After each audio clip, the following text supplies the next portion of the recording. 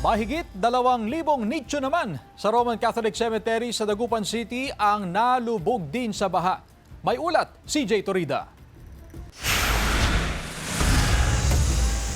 Bukod sa mga binahang kalsada, kabahayan at establishmento, hindi rin nakaligtas sa baha ang sementeryong ito sa Barangay Poblacion Oeste, Dagupan City. Ayon sa caretaker, tinatayang mahigit 2,000 nicho ng mga yumao ang binabaha, partikular sa kanang bahagi ng bungad ng sementeryo. Kaya ang plano ng simbahan, tatabunan po yung mga mababang lugar na nicho na nababaha.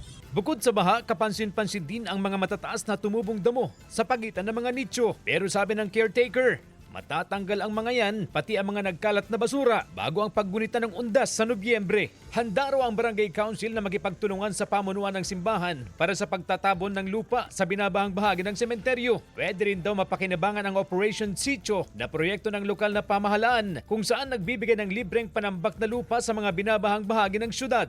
Pwede namin i-request ni Monsignor Bravo, tapos sabihin kay Mayor, na gawa ng paraan po na kahit tumulo po yung siege operation. Kasi actually may siege operation naman po ang ating syudad. Samantala, napaulat kamakailan ang mga pinagsisirang humigit kumulang 50 lapida sa sementeryo. Ayon sa caretaker, pinalitan na ng pamunuan ng simbahan ang mga nasirang lapida. Idineliver na rin ang mga ito at ikakabit na lang sa nicho ng mga yumao. Para hindi na maulit ang insidente, tiniyak ng punong barangay na paiigtingin pa ang kaligtasan at seguridad sa sementeryo. Maglalagay po kami ng isang CCTV pero sa may harapan.